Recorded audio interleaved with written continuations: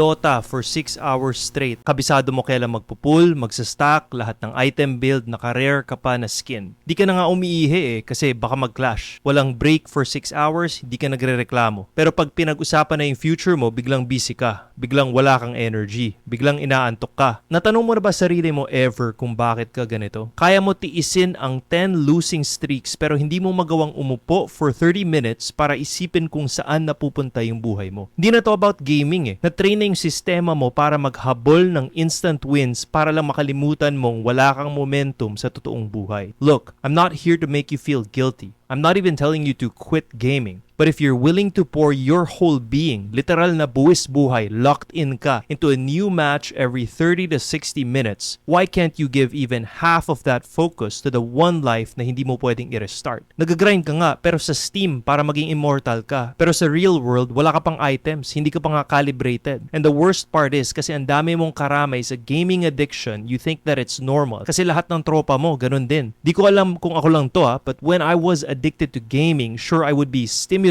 for the whole night, but deep down I knew it wasn't life. You know that there's something inside of you that's being wasted. And that's what we're gonna talk about today. Not to put shame on gaming, but to bring awareness into how it could be subtly destroying your life. Kapag nagvi-video games ka kasi for hours, ang hinahabol mo really isn't the video game itself, but the cheap dopamine you get from yung buong experience. Dopamine kasi chemical yan sa brain natin na nagbibigay sa atin ng reward signal. Every time makakuha ka ng last hit, deny, kill, bloodbath, boom, meron kang nakukuhang dopamine hit. Para siyang slot machine sa utak natin kasi every time you play, hindi mo alam yung expect mo nakaka-excite. And even without you putting in real effort in the outside world, you receive big rewards. Meron kang instant gratification. Pero ito yung catch. Our brain doesn't know the difference between real progress and fake progress. Nararamdaman lang niya yung spike. So habang nananalo ka sa game or tumataas yung MMR mo,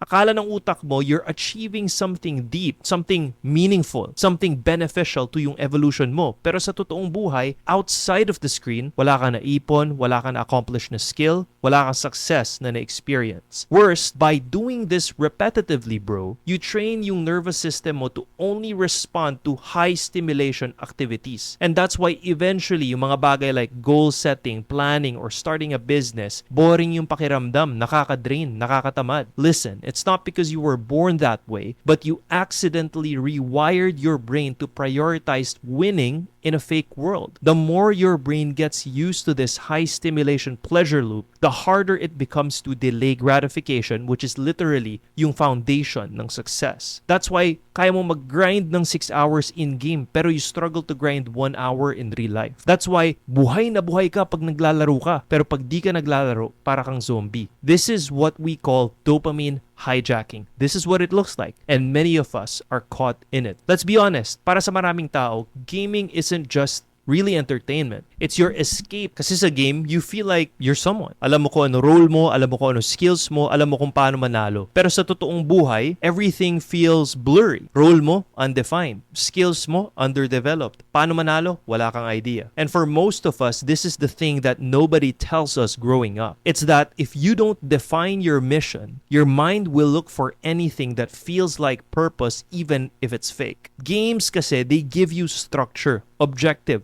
rewards, may feedback, tapos meron ka pang positive reinforcement na nakukuha agad-agad. Pero sa totoong buhay, if you do something good for yourself once, wala kang maririnig na double kill, walang instant replay, wala kang bagong items. And when you fail in real life, you have to sit with uncomfortable emotions. Hindi mo pwedeng i-retry yung exact same situation. Walang carry na magbubuhat sa'yo. And that's why you run back to the game. Not only because it's fun, but because it's predictable and safe. It's safer to lose a ranked match than to look in the mirror and admit, I don't know what I'm doing with my life. But bro, let me tell you this. The same space where your fear is the exact same space where your potential lives. Yung potential natin doesn't live in comfort. It lives in the scary, uncertain space that we keep avoiding. But here's the truth, bro. The longer you stay in the virtual world, the harder it becomes to win in the real one. The last thing na gusto natin mangyari is for you to build a powerful identity in-game, pero sa totoong buhay, NPC ka lang. In-game, decisive ka. Wala pang 5 seconds, alam mo na kung ano bibilin, alam mo na kung anong gagawin. Nag-i-initiate ka pa maging leader ng team. Pero sa tunay na buhay, naghihintay ka ng instructions, lagi nagbabago isip mo, umaasa ka pa sa magulang mo. And yung sayang dito bro is, you used to dream eh. My version of you that always wanted more for yourself and was willing to sacrifice for it. Yung version mo na nagsasabi ng, one day magiging mayaman ako, one day I'll be successful, one day I'm gonna be someone. Saan na napunta yung taong yun? Pinalitan ng version of you na nagsasabing isang game na lang. Bukas na lang ako magsisimula. Nakakatamad mag-isip ngayon. Look, yung motivation and confidence to do what you need to do won't come to you magically, bro. You earn it through what we call evidence. In the same way na nakapag-earn ka ng confidence in-game through yung mga rank na na-achieve mo through wins and sacrifice. You earn confidence in real life through increasing your rank in hard work, discipline, and consistent effort. You earn it through learning how to say no to cheap stimulation and living a life of substance. Naniniwala ka bang pinanganak ka para maging hari sa Steam pero weakling sa totoong buhay? I honestly don't think you were. I believe that you were born to become a man who can walk into any room and lead. Not because meron kang expensive watches or a nice car, but because you know who the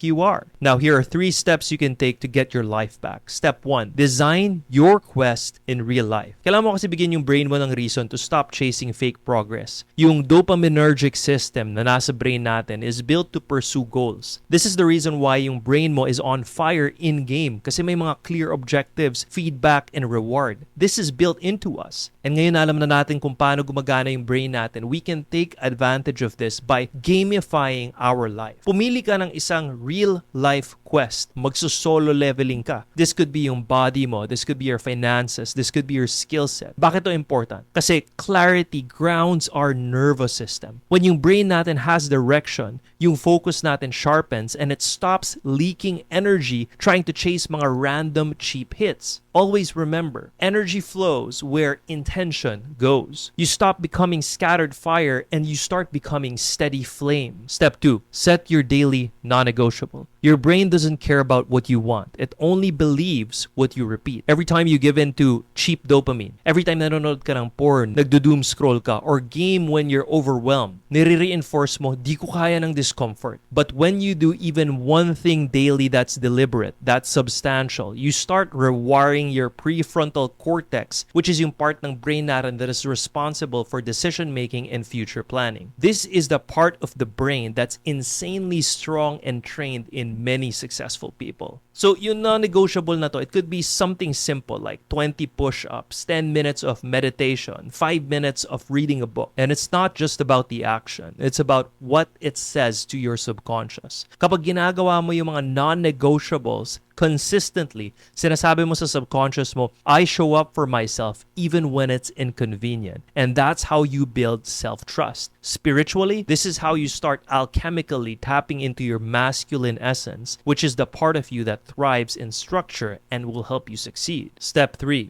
Replace fake urgency with sacred structure. Think about it. Pag naglalaro ka, di ka umiihi, di ka kumakain, locked in ka. Pero pagdating sa personal goals, wala ka sa mood, sinasabi mo, tsaka na lang. And it's not because naturally born ka to respond this way. Hindi ka palang nakaka-assign ng meaning sa mga tamang bagay. Sa neuroscience, tinatawag na rin itong salience coding. Your brain pays attention to what you signal as important. Kung yung pagtrato mo sa healthy habits mo, hindi kasing highly prioritized as yung mga clash na nangyayari in-game, hindi sila ipaprioritize ng utak natin. So ano kailangan natin gawin? Make sure na naiintindihan ng brain mo na yung healthy rituals mo yung pinaka-important sa lahat. Ilagay mo sila sa calendar mo. Turn off your phone kapag nagdi-deep work ka. You have to do whatever it takes to tell your brain, important to. When your priorities are structured, your identity will automatically shift with it. Look, hindi mo kailangan gawin lahat ito overnight. You just need to start anchoring into something every day with intention. Because the truth is, the world doesn't reward potential. It rewards concentrated energy. When you learn to shift your subtle bodies energetically, your power over your life comes back. Bro, kapag napanood mo tong video na to this far, then you already know something's not right. And I get it. I really do. There's a reason you'd rather queue for a game than sit in silence with your own thoughts. There's a reason why facing the unknown future feels heavier than fighting 5 toxic Malaysians in Japan server. But listen, bro, you weren't built for cheap dopamine and a fantasy world. You were meant to build a legacy